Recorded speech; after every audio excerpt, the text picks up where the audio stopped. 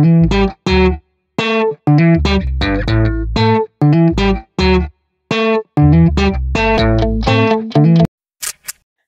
বন্ধুরা, হ্যাপি ফ্যামিলিতে তোমাদের স্বাগত জানাই।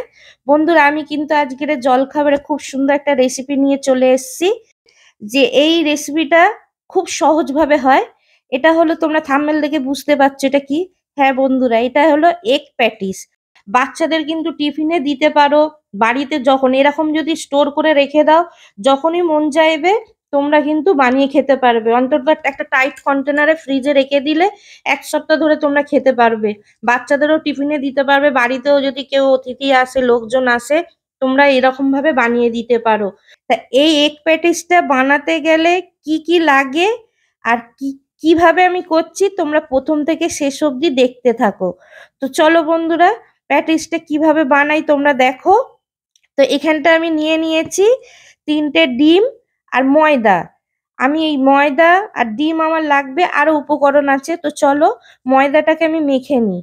তো প্রথমে দেখো, আমি একটা বাটি মেপে ময়দা নিয়েছি। এখানটা ময়ামের জন্য দিয়ে দিচ্ছি একটু চিনি, আর দিয়ে দেবো একটু নুন। তারপরে দিয়ে দেবো, এখানটা আমি ডালনা নিয়েছি, তোমরা চাইলে সাদা তেলও দিতে পারো, ডালনা আমার কাছে ছিল, দিলে ডালনা। তারপরে এই ডালনাটা একটু গরম করে এই ময়দার মধ্যে দিয়ে দিলাম। তো এই শুকনো উপকরণগুলোকে আমি সব একসঙ্গে মিশিয়ে নেবো। আর এই ডালনাটা দিলে ময়ামটা ভালো হয়, আর খাস্তা কচুরি বেশি ভালো হয়, মচমচে হয়। তেলেতেও হয়।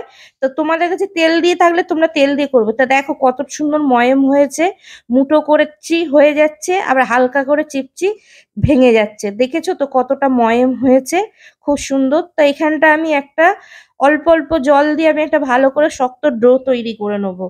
দেখো এইভাবে মেখে নিয়েছি, বেশি নরম না আর বেশি শক্ত না। এবার ওপর দিয়ে একটু তেল লাগিয়ে আমি এই ডোটাকে রেখে দেবো চাপা দিয়ে। তো এখানটা তেল লাগিয়ে দিয়েছি, আবার আমি একটা কাঁচের বাটি দিয়ে চাপা দিয়ে রেখে দিলাম। এবারে চলো এর ভেতরের পুরটাকে রেডি করে নিই, প্যাটিসের ভেতরের পুরটা রেডি করে নিই। তো এখানে 3টে ডিম নিয়েছি, নিয়ে ফাটিয়ে নিয়েছি। এখানটা একটা কড়া বসিয়ে দিয়েছি, দিয়ে অল্প সাদা তেল দিয়ে দিয়েছি। প্রথমে দিয়ে দেবো পেঁয়াজ কুচানো। তো এখানটা 1 চামচ কাঁচা লঙ্কা কুচি দিয়ে দিয়েছি, দিয়ে একসঙ্গে পেঁয়াজ কাঁচা লঙ্কা ভালো করে একটু লাল লাল করে ভেজে নিয়ে তারপরে 1 চামচ পরিমাণে আদা রসুন বাটা দিয়ে দিলাম। দিয়ে ওইটাকেও তেলের সঙ্গে ভালো করে ভেজে নিলাম। নিয়ে এখানটা যে 3টে ডিম ফাটিয়ে রেখে দিয়েছিলাম, সেই 3টে ডিম এর সঙ্গে দিয়ে দিলাম এক সাইডে, দিয়ে একটু ভুজিয়া মতন করে নিলাম। এখানটা দিয়ে দিলাম লঙ্কা গুঁড়ো, জিরে গুঁড়ো, হলুদ গুঁড়ো আর গরম মশলা গুঁড়ো 1 চামচ করে দিয়ে দিলাম। এখানটা স্বাদ অনুযায়ী নুন দিয়ে দিলাম। দিয়ে ভালো করে একসঙ্গে মশলাগুলোকে ভালো করে কষিয়ে নেবো। এই ডিমের সঙ্গে একসঙ্গে মিশিয়ে নিচ্ছি। তারপরে এখানটা দিয়ে দিচ্ছি একটু সোয়া সস 1 চামচের মতন, আর 2-3 চামচের মতন টমেটো কেচাপ একসঙ্গে দিয়ে ভালো করে মিশিয়ে নেবো। তারপরে দিয়ে দিলাম একটু ধনেপাতা কুচি। এখানটা কিন্তু আমার পুরটা রেডি হয়ে গেছে। কিন্তু এবারে আমি এখানটা লিকুইড ব্যাটার তৈরি করে নেবো তেল দিয়ে। একটা গোলা তৈরি করব। এখানটা 3-4 চামচ কর্নফ্লাওয়ার নিয়েছি, আর একটু সাদা তেল নিয়েছি। নিয়ে দেখো এরকম একটা ক্রিমের মতন ব্যাটার তৈরি করে নিয়েছি তেল দিয়ে, এটা আমার লাগবে। তো এবার তো ময়দাটাকে রেস্টে রেখে দিয়েছিলাম আধা ঘন্টার জন্য। তো দেখো বেশি নরমও না বেশি শক্ত না, আবার একটু হাত দিয়ে ভালো করে একটু মেখে নিলাম। তো এখানটা চপিং বোর্ডের মধ্যে রেখে ভালো করে দেখো সুন্দর করে একটা লম্বা করে নিয়ে ছুরি দিয়ে কেটে নিচ্ছি পিস পিস করে। একটা সমান শেপে দিয়ে দিচ্ছি, এরকম করে লেচি কেটে নেবো রুটির সাইজে। তো এর দেখো কেটে নিয়ে একটু ময়দাগুলো ভালো করে উল্টে উল্টে দিয়ে দিচ্ছি। তো এইভাবে আমি সব গোলাগুলো তৈরি করে নিচ্ছি। তো এখানটা আমার সব গোলা রেডি হয়ে গেছে। এবারে একটুখানি ময়দা ছড়িয়ে যতটা পারবো আমি পাতলা করে বেলে নেবো। যতটা পাতলা হবে ততটাই ভালো। তো ময়দা দিয়ে আমি ভালো করে এখানটা বেলে নিচ্ছি রুটিটা। দেখো কতটা পাতলা হয়েছে, হাত দেখা যাচ্ছে। তো এইভাবে রুটিগুলো সব বেলে নিচ্ছি সব কটা। এবারে যে তেল দিয়ে যে ব্যাটারটা তৈরি করে রেখেছিলাম কর্নফ্লাওয়ার দিয়ে, সেটা একটা চামচের সাহায্যে করে লাগিয়ে এবার হাত দিয়ে ভালো করে মাখিয়ে দিচ্ছি রুটিটার গায়ে। দিয়ে একটু শুকনো কর্নফ্লাওয়ার ছড়িয়ে দিচ্ছি। দিয়ে এরপরে একটা রুটি দিয়ে দিলাম, সুন্দর করে খেলিয়ে দেবো। আবার ওর উপরে আরেকটা ওরকম ব্যাটার দিয়ে একটু কর্নফ্লাওয়ার ছড়িয়ে এইভাবে সব রুটিগুলোকে আমি ভালো করে লেয়ার দিয়ে দেবো। তো এখানটা আমি 7-8টা লেয়ার দিয়ে দিয়েছি রুটির একসঙ্গে। দিয়ে একটু ভালো করে হাত দিয়ে চাপিয়ে দিচ্ছি। দেখো কত সুন্দর সব একসঙ্গে করে দিয়েছি। দিয়ে টান টান করে এবার হালকা ভাবে ওপর দিয়ে একটু বেলুন চাকি দিয়ে বেলে নেবো। যতটা পারবো বড় করব। তো দেখো এই বেলুন চাকির মধ্যে করছি। ছোট হচ্ছে বলে আমি ভালো করে স্ল্যাবটাকে পরিষ্কার করে নিলাম, নিয়ে স্ল্যাবের মধ্যে ফেলে দিলাম। দিয়ে এবারে স্ল্যাবের ওপরেই বেলুন দিয়ে আমি একটু ভালো করে বেলে নিচ্ছি। নেওয়ার পরে সাইড দিয়ে ছুরি দিয়ে আমি কেটে দিচ্ছি কোণগুলোকে। তো ছুরি দিয়ে কোণগুলো কেটে দিচ্ছি, ওগুলো রেখে দেবো, ওগুলো অন্য কাজে লাগবে আমার, ওগুলো ফেলা যাবে না। এখানটা একটা ফোল্ডিং দিয়ে দিয়েছি রুমালের মতন, দিয়ে কিছুটা ময়দা ছড়িয়ে দিয়ে আবার ওইটাকে একটু ভালো করে বেলে নেবো। সুন্দর করে এদিক ওদিক করে একটা চারকোনা শেপের বেলে নেবো। দেখো দেখতেই পাচ্ছ কিভাবে বেলছি। দিয়ে এখন না বেলা হয়ে গেছে, আবার একটা ফোল্ডিং দিয়ে দিলাম। এরম ভাবে আমি 3-4 বার রুমালের মতন ফোল্ডিং দিয়ে দিয়ে এইভাবে বেলবো, একটু ময়দা ছড়িয়ে ছড়িয়ে, যাতে লেয়ারটা আরো বেশি ভালো পড়ে। তো এখানটা দেখো কত সুন্দর। এবারে কেটে নিচ্ছি, এটাকে আমি 4 টুকরো করে নেবো। এবার ছুরি দিয়ে আমি 4 টুকরো করে শেপ দিয়ে কেটে নিলাম। তো দেখো এখানটা আমার 4টে টুকরো করা হয়ে গেছে। এবার আমি একটা প্লেটে তুলে নিচ্ছি, নিয়ে এবার এইটাকে হালকা করে আবার একটু বেলে নেবো।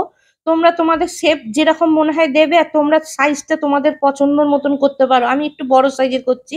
তারপরে যে ডিমের পুরটা করে রেখেছিলাম সেটা একটু বেশি করে দিচ্ছি, কারণ ঘরে বানাচ্ছি, কিপটোমো করে দিলে হবে না, বেশি করে। দোকানে তো একটু একটু পুর দেওয়া থাকে, আমরা কিনে খাই।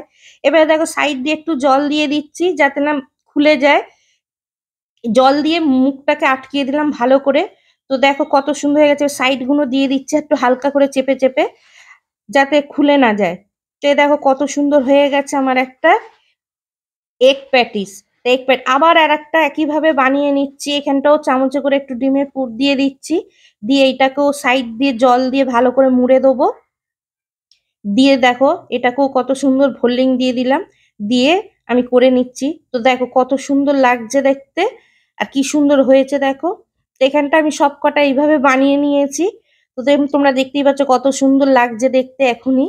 তো এখানটা সব হয়ে গেছে, এবার এগুলোকে ভেজে নেবো। তো এখানটা কড়া তেল গরম হয়ে গেছে, তো আমি কড়ার মধ্যে দুটো করে ভাজবো, যেহেতু বড় বড়। এখানটা উল্টে পাল্টে হালকা করে, আর গ্যাসটা কিন্তু খুব জোরে দেওয়া যাবে না, আস্তে করে মিডিয়াম আঁচে রেখে ভাজতে হবে। এপিট উপিট করে দেখো আমার ভাজা হয়ে গেছে।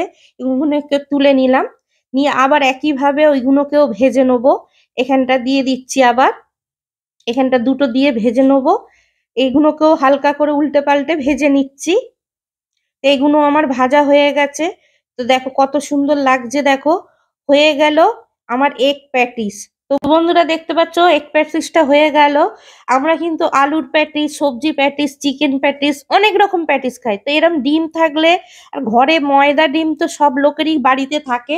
তো এরকম বাড়ির লোক যদি খেতে চায় বাড়িতে, আর এখন বর্ষাকাল, অনেক সময় আমাদের মনে হয় বর্ষার টাইমে এটা খাই ওটা খাই, তো সেই জন্য এরকম ঝটপট করে বানিয়ে ফেলে। আর দেখো কতটা মচমচে হয়েছে, আর ভেতরে দেখো পুর দেখো, হাত দিয়ে ভাঙছি, ঝুড়ো ঝুড়ো হয়ে গেছে। কত সুন্দর লাগছে দেখতে পাচ্ছ, একদম ধরলেই ভেঙে যাচ্ছে, এতটাই খাস্তা হয়েছে, তোমরা বুঝতেই পারছো। তো বন্ধুরা দেরি না করে এইভাবে তোমরাও, আমি যেভাবে বানিয়েছি তোমরাও এইভাবে বানাও। তো বন্ধুরা দেখতেই পেলে আমি কত সুন্দর, কত অল্প টাইমে এগ প্যাটিসটা করে নিলাম। তো আমি যেভাবে করেছি তোমরাও এইভাবে করো, তোমরাও দেখবে এরকম ভাবে পারবে। আর বন্ধুরা এই রেসিপিটা কেমন লাগলো কিন্তু অবশ্যই জানাবে। আর বন্ধুরা একবার অন্তত বানিয়ে খেও, আর কমেন্টে জানাবে। আর এই রেসিপিটা সবার সঙ্গে কিন্তু শেয়ার করবে প্রচুর পরিমাণে।